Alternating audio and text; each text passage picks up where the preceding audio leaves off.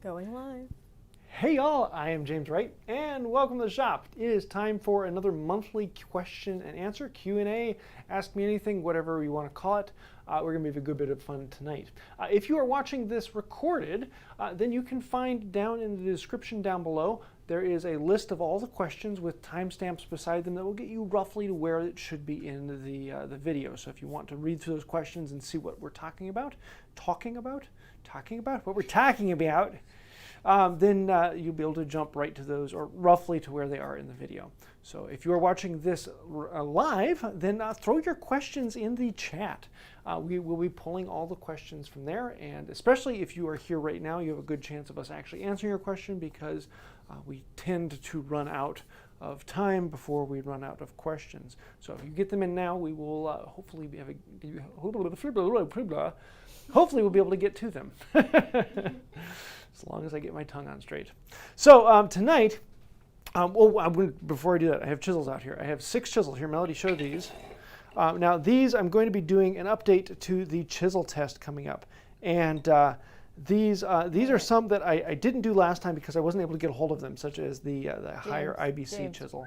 Oop, I got to do this. Thank you.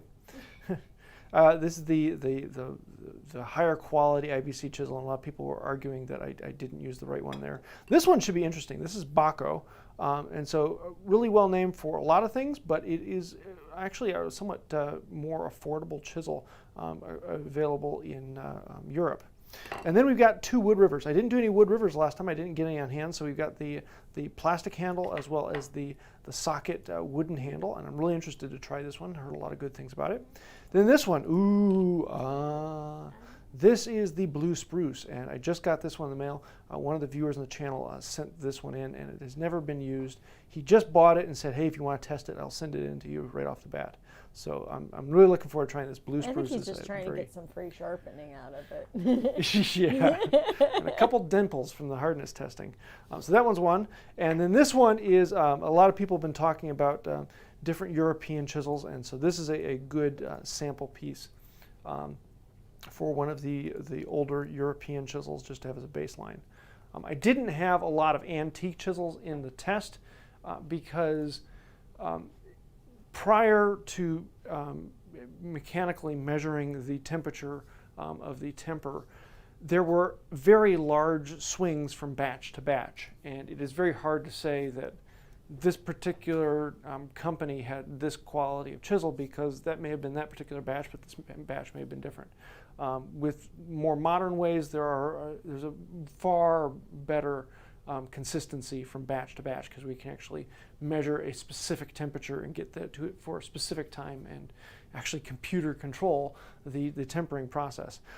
And so I didn't want to test a lot of the old ones, because I don't know which batch I'm pulling it out of, and I'm still feeling that somewhat from the newer ones, because tempering is a very tight science. So if you're looking forward to seeing these, let me know. If there's something other specific you'd like me to get into it, let me know that beforehand. And if you haven't seen it, go look at the chisel test. We have a whole ton of information on it. It was a lot of data and spreadsheets fun. So yes, so let's go ahead and jump into the questions. If you want to put those in the chat, we will get to them.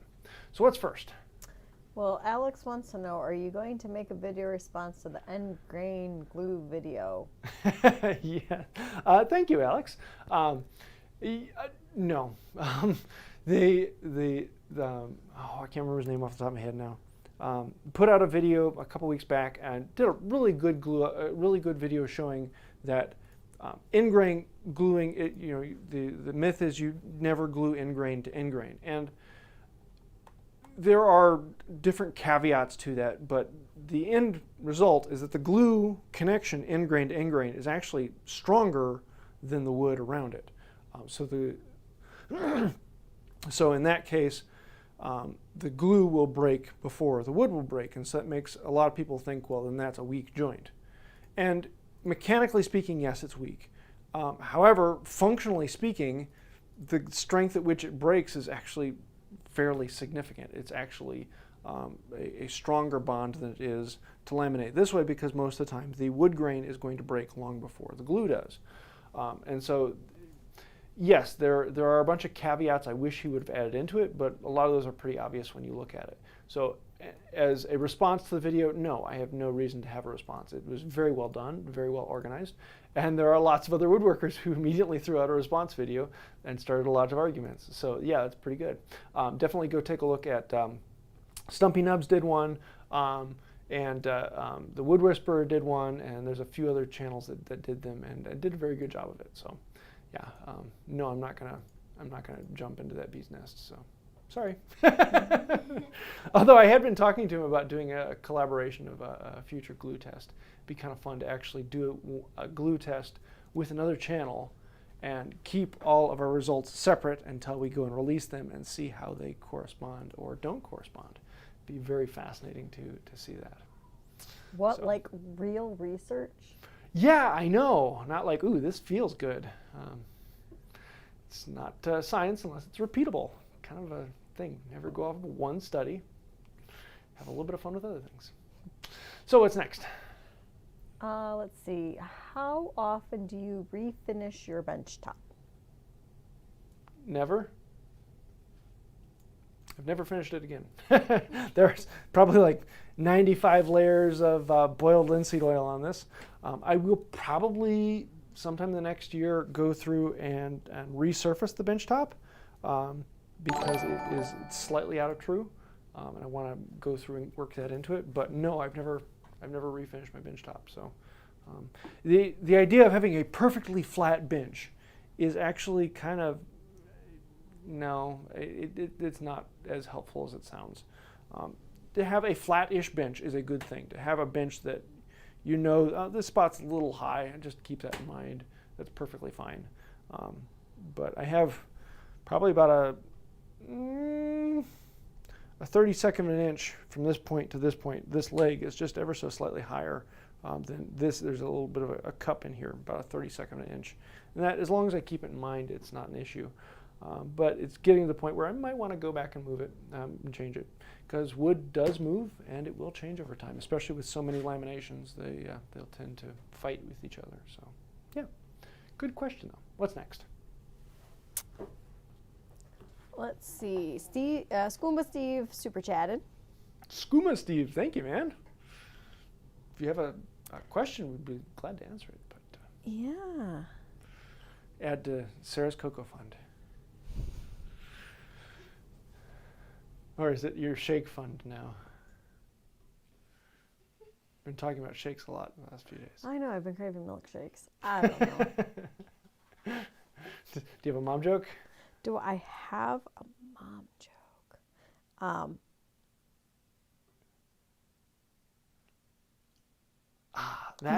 That's You got the one? Pregnant pause.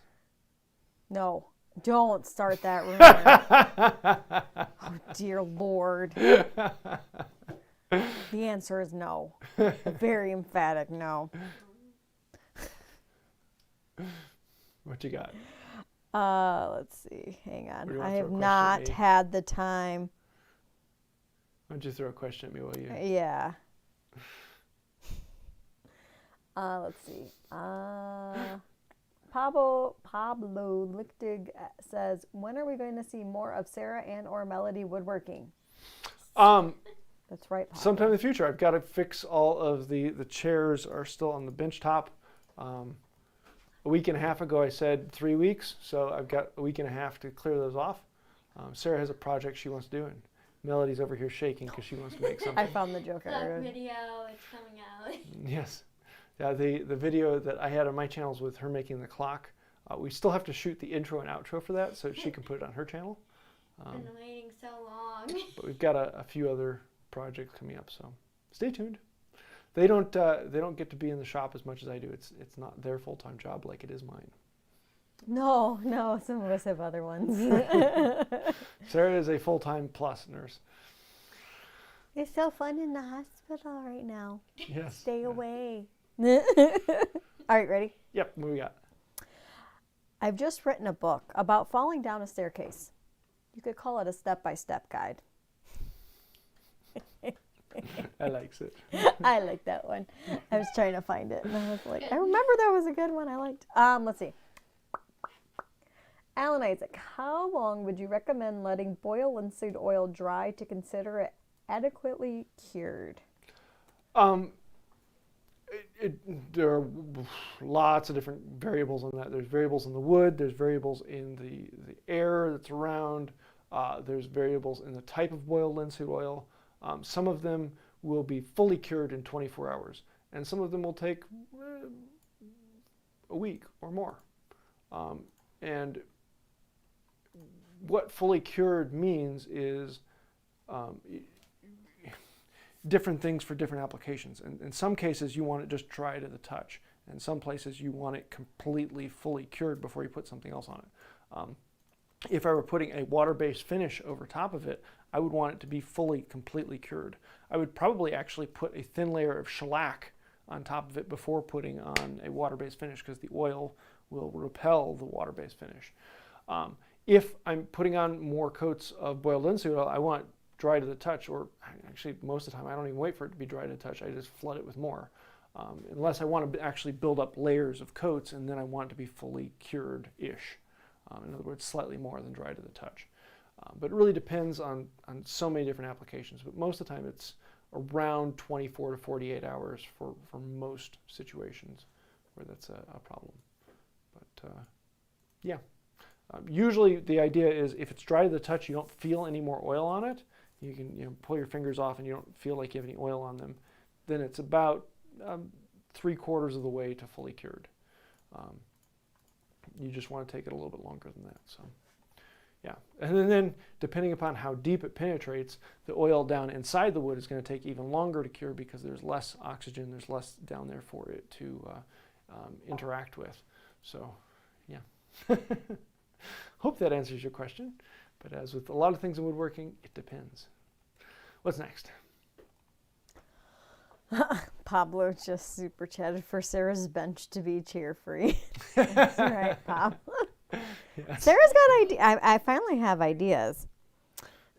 No, I've actually got the first one ready for glue up, but I've got to go through and do all the finish prep on the rest of the chair pieces before I can do the final video on that. All right. What you got? My Tinder bio says that I have a corner office with views of the entire city, drive a $500,000 vehicle, and then I'm paid to travel. My dates are always upset when I tell them I'm a bus driver. I like that one. Sounds about right. What's next? Let's see. Michael Green. I recently inherited my grandmother's kitchen table, but alas, it has some water damage to the top, parentheses, graying/whitened spots.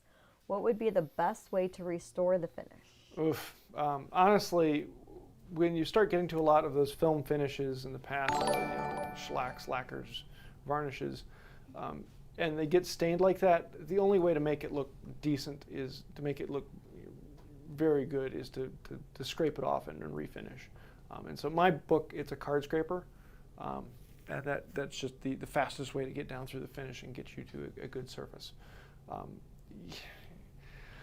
Repairing spots on most finishes is very, very difficult because you're building up a film, you're building up a surface on top of there. And so if you have this, imagine a dished out area in the surface, you can try to fill that dish, but you're never going to get a level surface. You always get this bubble where the dish used to be. And so you can always see the edge of where you're trying to blend one finish into the other. There are a few finishes that actually work pretty well with like that is like Rubio Monocoat, because it never adheres to itself. You can touch up just an area. So if I scrape or sand an area down, I can hit that area and it blends into itself beautifully. It's absolutely gorgeous and it's so easy to finish. But for most film finishes, yeah, that's not a happy thing. It's scrape it down and refinish it. Thankfully, with a tabletop, it's pretty easy. But if you're doing something with a lot of edges and corners, then you start running into problems. So, what's next? Well, then TroyJ super chat and said, "Is there a fund needed for finishing the chairs?" There's just time. I've been so stinking booked over the last 2 weeks that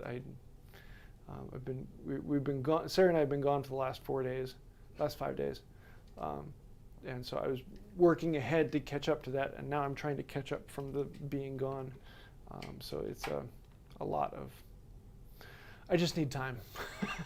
I probably have another 15, 20 hours worth of work before I can clear them out and get them out of the shop. So finding that in the schedule is not easy. What's next?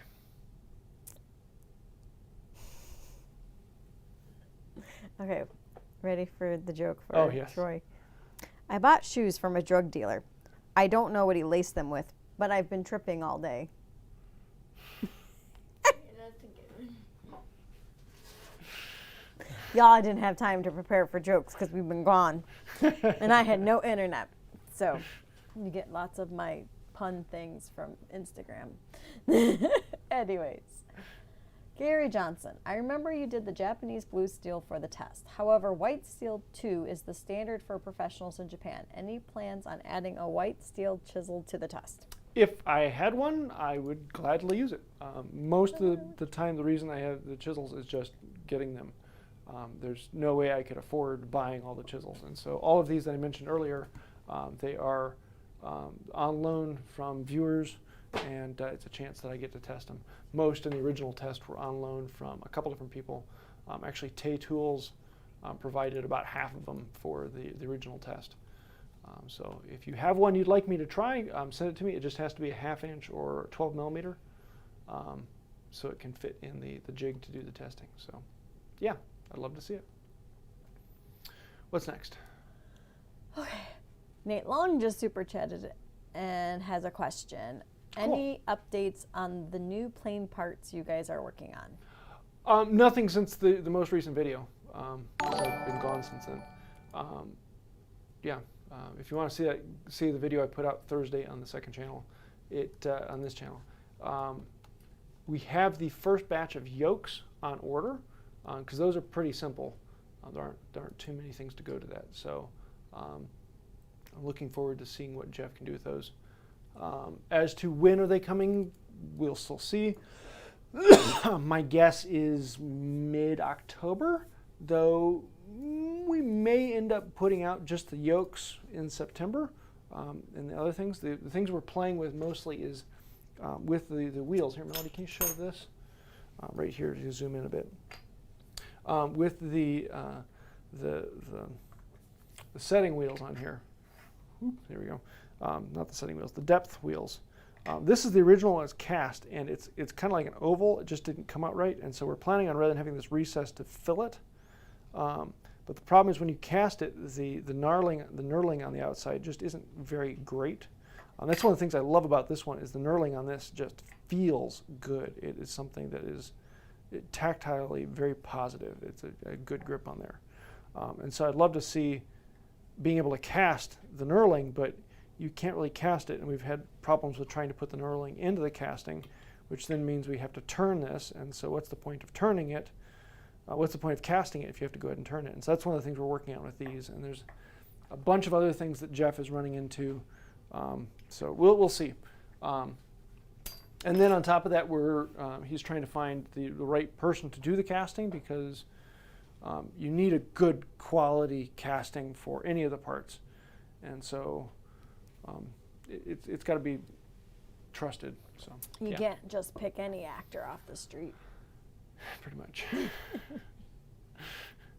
What's next? All right. You ready for the joke for Nate? Yes. I didn't want a brain transplant, but then they changed my mind. They're making me work hard tonight. It's a Q&A and Super Chats with all these mom jokes. Y'all are putting the pressure on. All right, next joke. Next joke? Not jokes, question. Ugh. That's how it's felt tonight. She just got off work like I 10 literally minutes ago. flew home to be here with y'all. E.g. Bluesuede. Everyone says a Moxon vise is essential for hand tools, but I never see anyone use them. You built 2 in videos, but do you find them useful? Actually, I think I've built 4 of them now. For me and my bench, no, I don't find them very useful. The nice thing about a Moxon vise is it moves the work up a little bit higher. It gets it closer to where you are. But if it comes up too high, then your body mechanics have to change because now your hand is coming up at an angle, and that makes sawing flat dovetails more difficult, and you kind of get up on them because everything's up high. And my bench is on the high side for most benches, and so it's already up a little bit closer. So raising things up 2 or 3 inches starts to make them more difficult. Though a lot of people like having a lower bench, and in that case, the nice thing about a lower bench is you can get your weight on top of the work, and you can use a plane a little bit longer between sharpening because you can get on top of it. The downside to that is when you want to do detailed joinery, it's way down there, and so you want to find something that can bring it up to you, and that's where a Moxon vise is very useful. I don't use a Moxon vise very much because my end vise here is basically a Moxon vise on the end of my bench, and my bench is up high enough that it's not a problem for me to just lean those extra 2 inches to get it to where I'd want it to be. Yeah, I think right now the more common style is to have a higher bench, and so Moxon vises aren't as useful.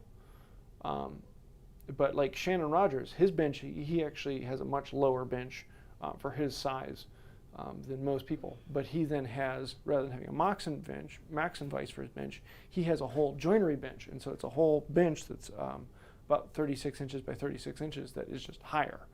To bring everything up to a better working height for that. So he has a whole separate bench for doing joinery.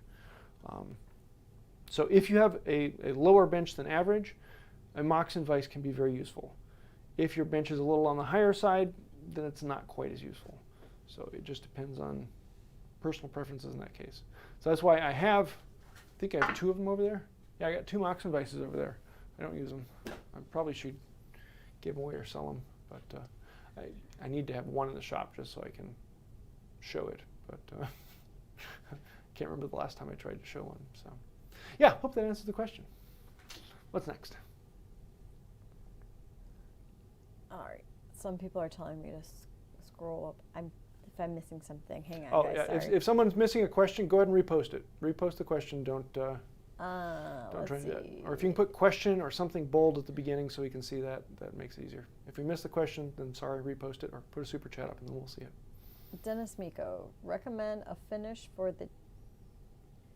do you recommend a finish for teak rocking chairs that live outdoors on my deck?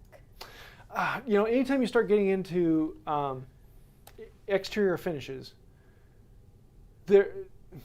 we kind of come to the point where an interior finish on a piece of furniture is something that lasts for years or in good condition decades, or a century. A good finish is something that is part of the piece. But when you go exterior, a finish is something that has to be reapplied regularly.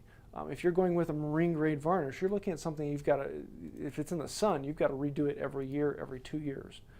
It's part of exterior finishes.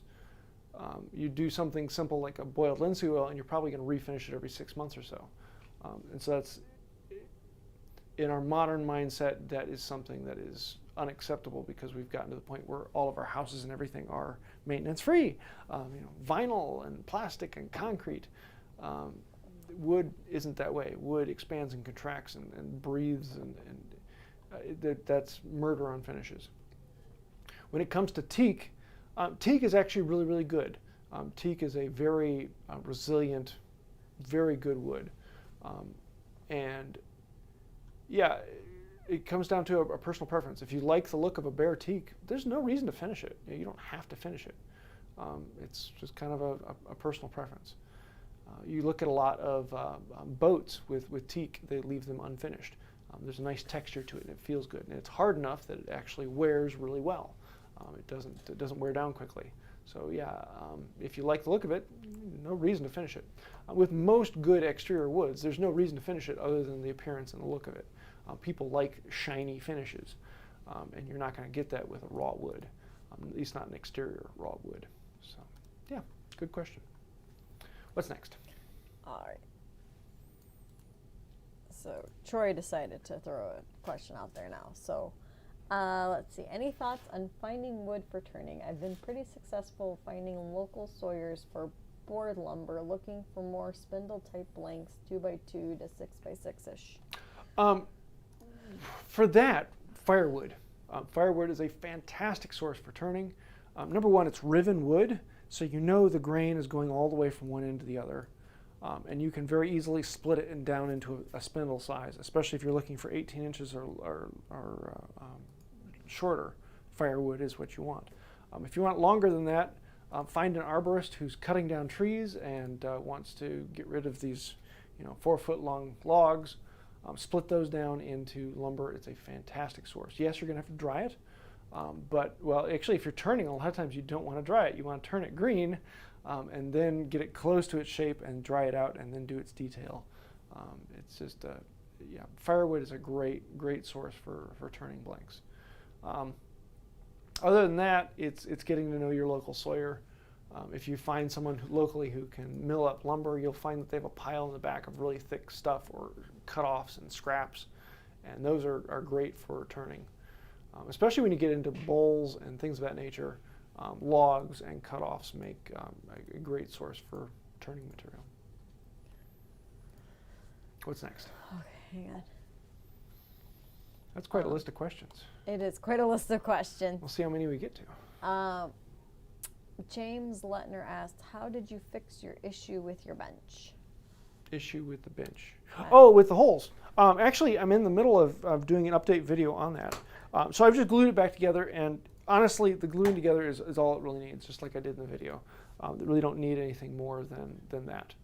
I don't think I would ever have a problem with it. The reason it split there is not that there was a joint, but that the original gluing of it was weak. There wasn't enough compression there for that joint. And a lot of my boards were warped and twisted, and so they all needed to be compressed together.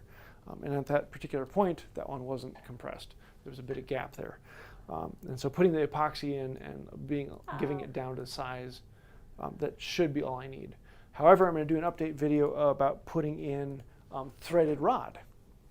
And in the video, I was talking about putting in a bolt. And that's the easy and quick way to do it, but then you're putting in a hunk of steel into your wooden bench, and it just feels bad. Functionally, it's exactly what it needs. It's a great answer to it. But someone in the comments, time and time again in the comments, people were saying put a dowel into it. Well, a dowel is actually going to weaken it. A dowel will not strengthen that because the laminations are going to pull apart this way. So if I put a dowel in there, there's nothing going to be stopping it from just sliding off that dowel. The dowel is actually going to weaken the joint because there isn't any clamping pressure on that dowel. So any PVA glue in there is not going to bond very well to the outside surface. It doesn't have the clamping force it needs. But then one person mentioned, well, why don't you put in a wooden bolt? And I said, a wooden bolt? Who ever heard of a wooden bolt? What's a wooden bolt? Oh, threaded dowel. And it's like just the light bulb moment. And so, yeah, I put in 2 wooden threaded rods in there. Those then give you the mechanical force because those are the threads holding it in place, and then the dowel for the shear strength. And so I'll have a video coming out on that eventually here. I put the dowels in there. I just need to do some detail on them and clean them up. But yeah, that's the answer to the question. What's next? Jose Mejia says, what plane should I buy after having a smoothing plane? Honestly, a smoothing plane should be the 3rd or 4th plane you purchase. The first plane you should get is a plane that takes off material. Unless you are in a power tool world and you want to smooth your work after the power tool, then that's a smoothing plane. A number 4 or a number 5, I have it set up with a relatively heavy cut. It takes off material and can reshape the wood. That's the plane I'm using more than anything else. It's something that's actually changing the dimensions of the wood. And I'm going to be, planing the wood down to a dimension. Once I get it down to dimension and flat and smooth and it's ready for the final touches, then I'll bring in the smoothing plane and just a couple passes across the top to smooth everything out and make it glossy and finished and ready for what I need in the future. So, a general setup, number 4 or number 5, maybe a 4.5, that's great. If you're going to be doing bigger things, 3 foot, 4 foot long, get a number 5. If you're doing smaller things, 2 foot, 18 inches or so, that's when you want a number 4 or number 4.5. Smaller planes work smaller things, bigger planes work bigger things. A lot of people think about getting a jointer plane. I don't really use mine that much. If I did a lot of tabletops and planks, I would get a jointer plane because I have big boards I need to surface and I have big joints I need to joint for the jointer plane. Yeah. A low angle jack is kind of fun because it's great for end grain and it has a lot of things that it can do. It doesn't do smoothing really well, but if you already have a smoothing plane, a low angle jack can really step up and fill a lot of those gaps. You can take a lot off with that. You can take a little off with it. You can do end grain. It's easy to push. It's fun to use. It's simple to set up. A low angle jack is a phenomenal tool for that. If you're doing a lot of dimensioning, a scrub plane, that is probably the first plane I would tell you to get. Not like a Stanley 40 scrub plane, but you can turn a number 5 into a scrub plane like this one. So that is my scrub plane that I used for years and years until I got a scrub plane. And I actually go back and forth between the two. This one I use for a little bit more of a detailed scrubbing. It doesn't cut quite as deep. It leaves me a little bit smoother surface. Whereas my main scrub plane cuts a little bit deeper. 6 of one, half dozen of another. Hope that answered your question though. What's next?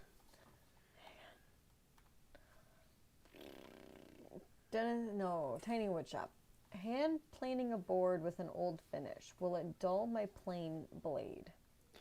Well, yes, everything will dull your planing wood will dull it. Using a plane dulls the plane blade. Many finishes will dull a plane blade a little faster than wood, but hey, that's why we have a sharpening system. So if it dulls it, you can do that.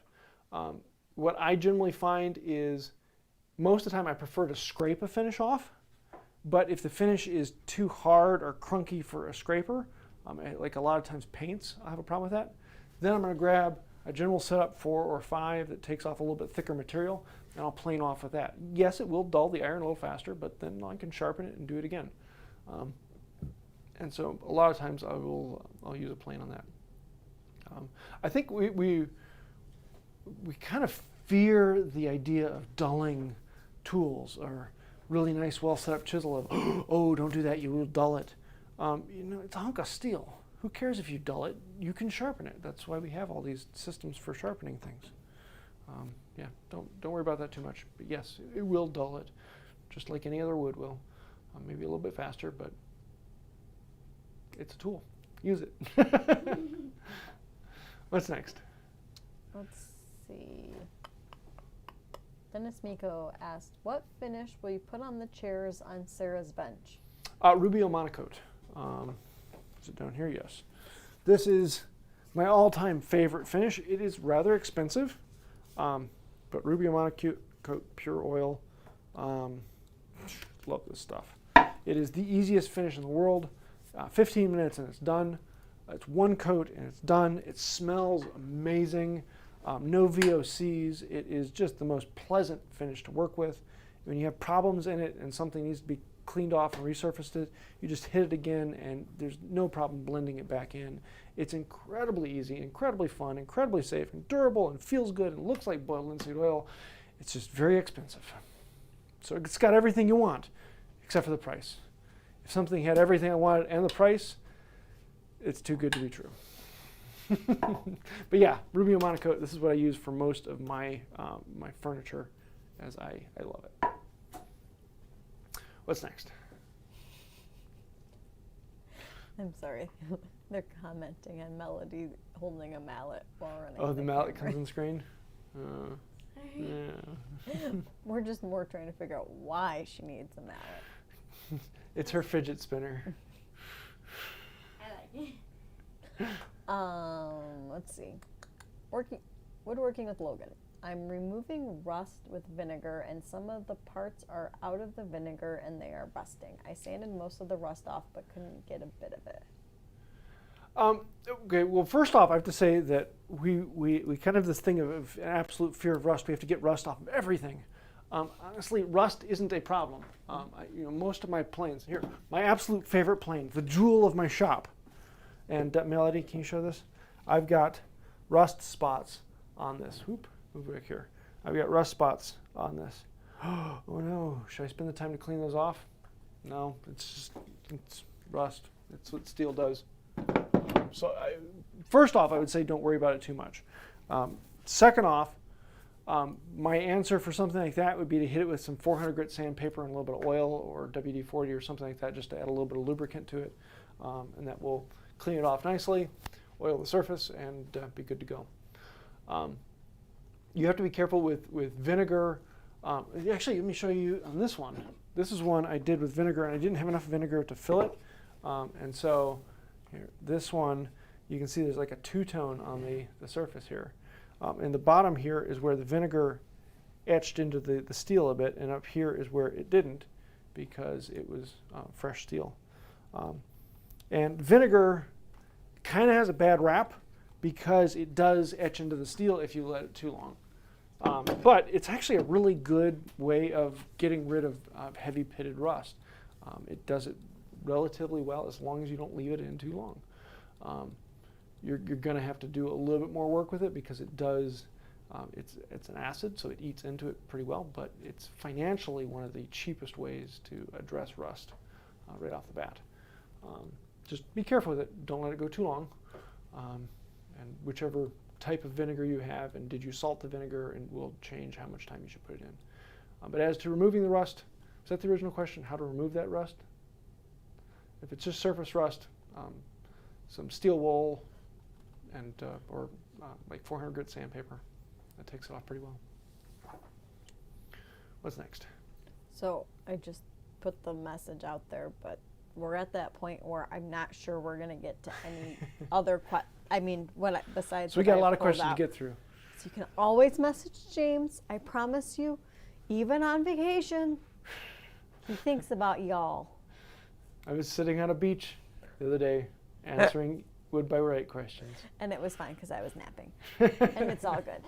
But he will answer your questions, so just FYI. All right, let's see. Garry Johnson was wanting a quick update on the 4-foot plane to your right there. Ah, yes. This is a Cooper's plane.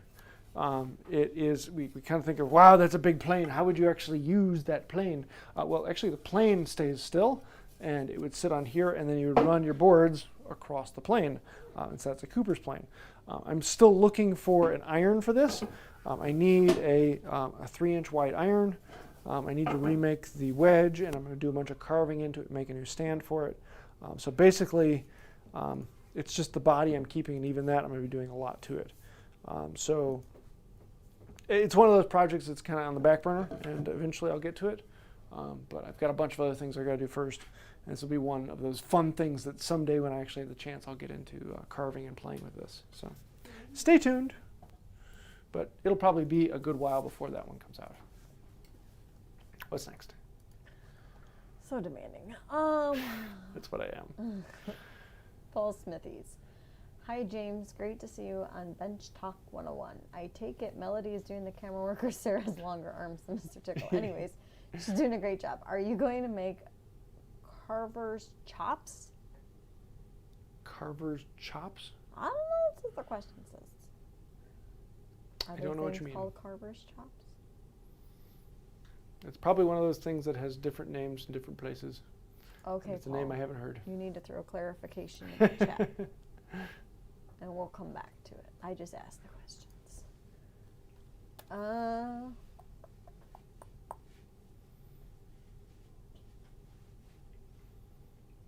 Oh, that's a name. Okay, I was like, Knowledge Quest asked, out of all the kerfing planes you made, which is your favorite, and why and how often do you use them?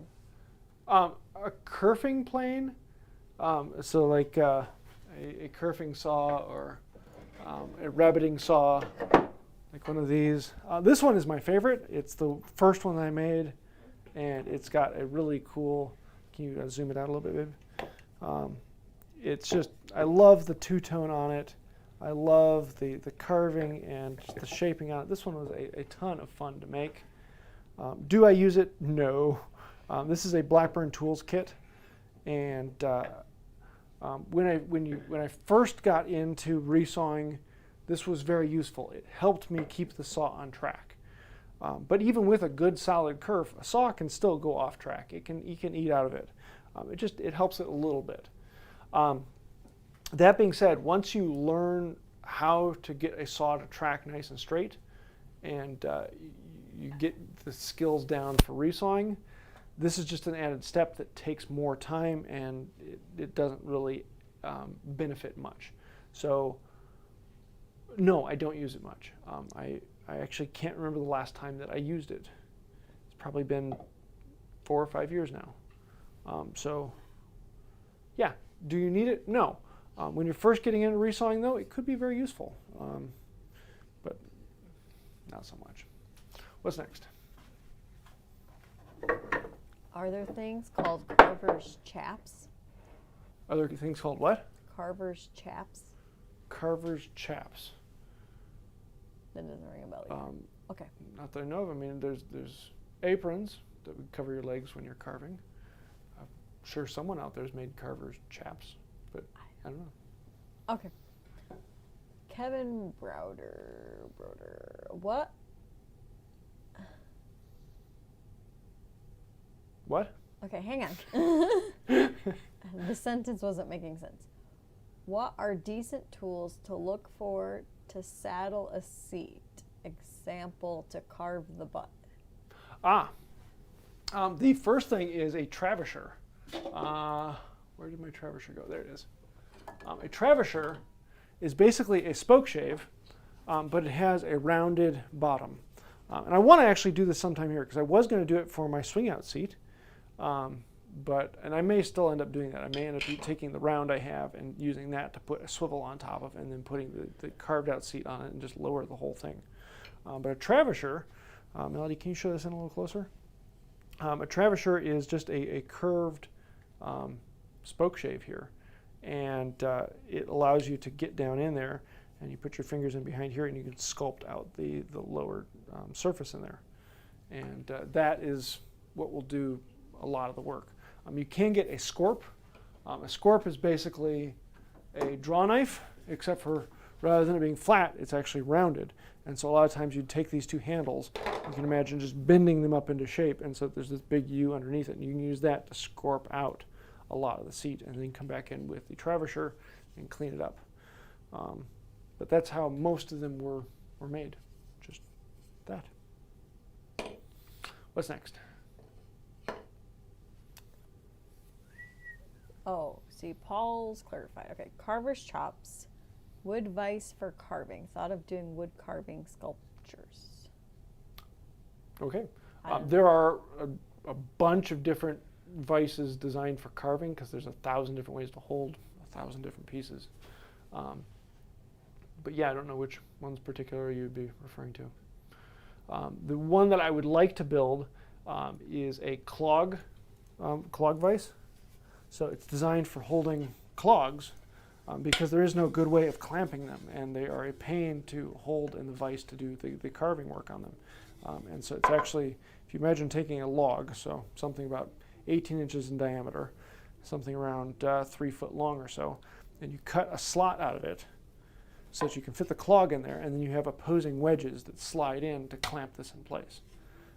And so there are a bunch of modifications on that design for a lot of different carving applications.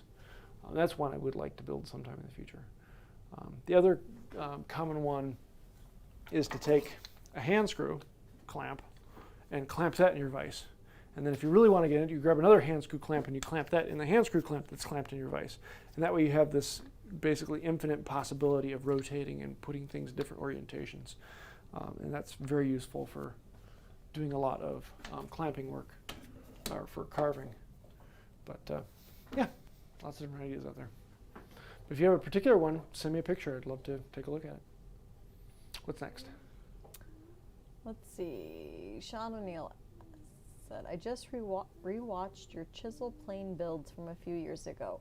Is the one that has the plain iron lying flat with the magnets better than the 12-degree low angle one for paring corners? Honestly, they're the same.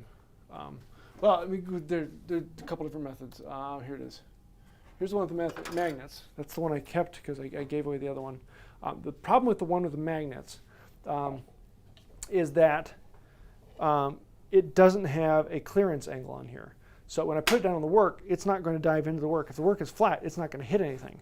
The nice thing about that is I can take it on this flat surface and I can plane around, and the only thing it's going to hit is something that is higher than the reference surface. So I can go around here, and if I run into, I'm trying to find some glue spot or something on here that's a little higher. And I'm not finding anything right now. Those are just chips. So this is great for referencing a surface. The other one had the angle, had the chisel up at a slight angle, and that one will actually still dive into the work. And so that one will allow you to cut into something, not having to have a surface to catch on. So there's pros and cons to each design. For general, let me back up a little ways. For a chisel plane, there are very, very, very few instances. Honestly, I've only needed a chisel plane once in all of my woodworking, ever. They are very, very rarely used planes. I would use a compass plane far more than I would ever use a chisel plane. Just the way it is. So the instances where you need a chisel plane, the difference between one or the other really isn't going to make much difference. They'll both do the work. They each have their slight benefits where one will be a little bit better than the other, but most of the instances where you'd be picking one or the other to be better than the other, there's probably some other tool in the shop that'll do it better. Like a lot of the places where people think, ooh, I wish I had a chisel plane to that, a regular chisel will do you just fine and will probably do it even better. A chisel plane is just a nice jig to hold a chisel. What's next? Ooh, don't drop that. What's next? Let's see. Alex wants to know, was James able to sneak any wood shaping tools on a cruise ship? No, I was not. And I don't want to carve palm. Palm is a bad wood. Palm is not a wood, it's a grass.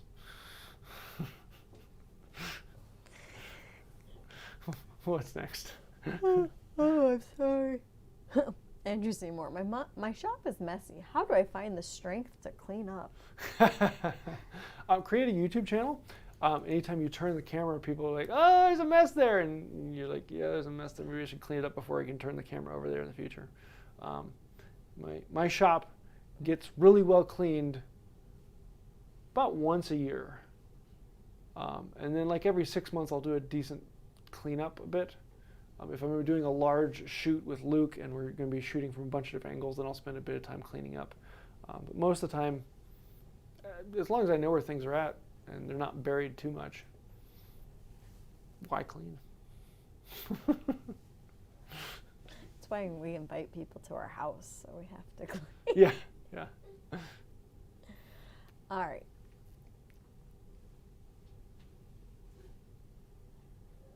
That's not a tongue twister. Meow, no.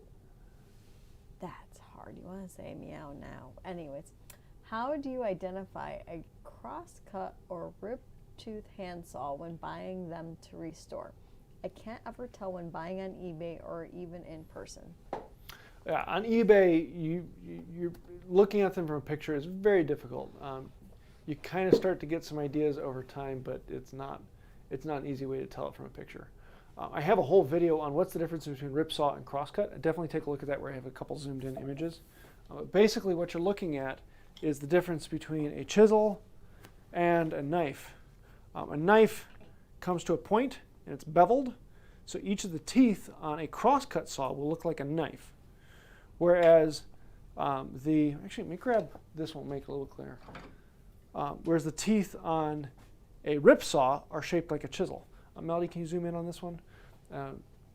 So with a chisel, if you imagine every tooth in the saw is just another chisel point, bing, bing, bing, bing, bing, bing, bing. And each one is leaned one way or the other, but they're square across. Whereas with a crosscut, there are a bunch of knives. So you'd have a knife, and every other tooth is a knife on the opposite side. And so each one of these teeth, each one of the teeth is a knife blade sticking out one way or the other. So on small teeth, it can be very hard to tell. On bigger teeth, it becomes pretty obvious. But most of the time, bigger teeth are ripsaw because you don't need a lot of big crosscut unless you're doing a crosscut tree, and then a crosscut saw, then the patterns look very different. But yeah, I'd say definitely take a look at the video on what's the difference between a ripsaw and a crosscut. Which I probably should update that one sometime. I've gotten better video equipment. I might be able to get a little closer video on some of those. But good video. What's next? Let's see. Julien Boudreau asked, all the plane restoration videos online seem to be dealing with concave planes. I'm always finding planes with bellies. How do you deal with convex-bellied plane soles? I don't think I've ever come across a plane sole that's convex other than ones that have been dropped and rebraised. Melody, can you show this? This is my number 2, and it was cracked here. And when they soldered these back together, the two pieces are at an angle, and so there's actually a bit of a belly right at the mouth point there.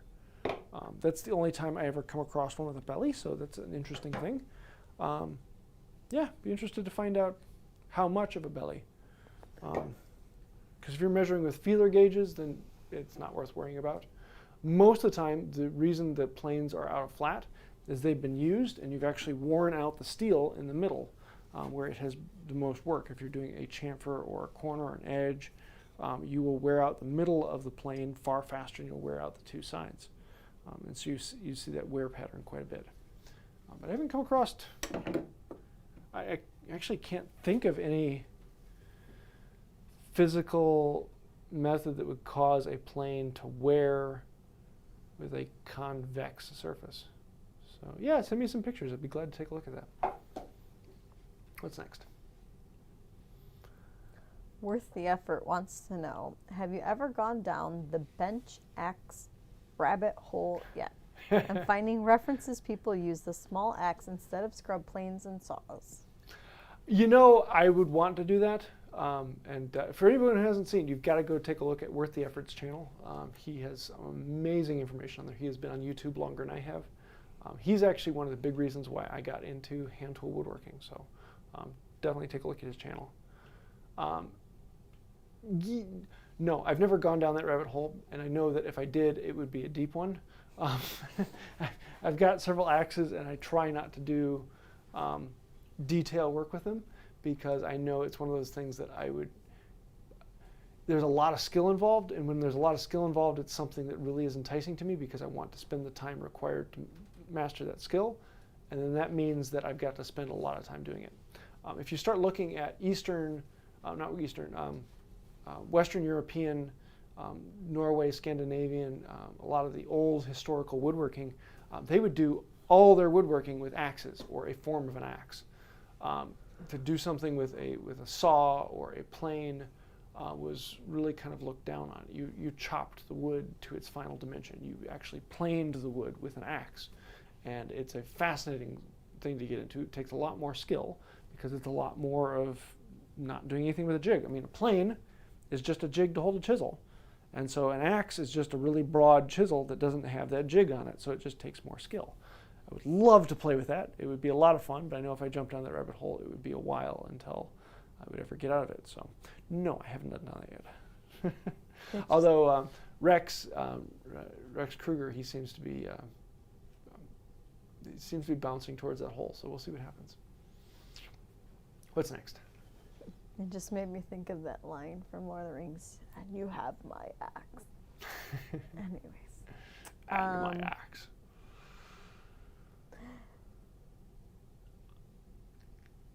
Paul Smithies asks, have you found laminated steel blades clog your diamond stones? No. If something's clogging the stone, it means that my lubricant isn't doing its job. I've never had a problem with that.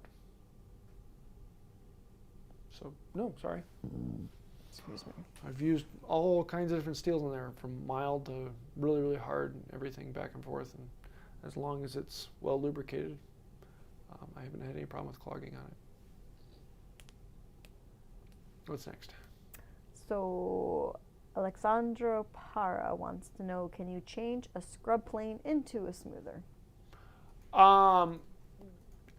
If you're talking about something like a Stanley 40, the answer to that is basically no, because it has such a huge mouth on there. That's going to cause you problems. Number two, it doesn't have the adjustment mechanisms you need for really good fine woodworking. But if you're talking about, I took my number 5 that is turned into a scrub. Can I turn this back into a smoother? Sure.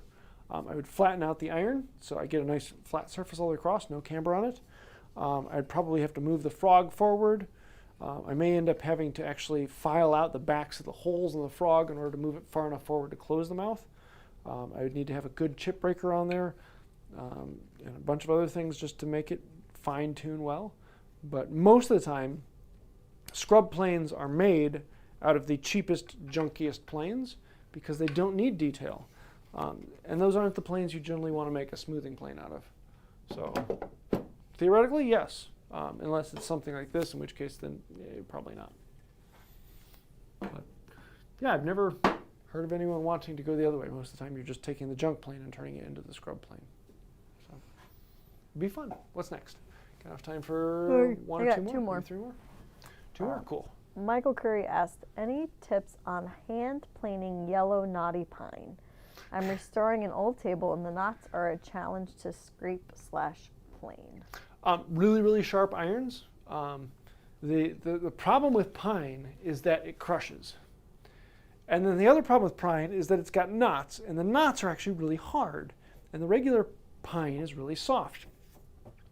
And there's a bit of a confusion there because a dull plane will still plane soft pine, but then it runs into a knot and it goes jam. A sharp plane will go through both and will slide through them rather nicely. And so you've got to get that sharp plane.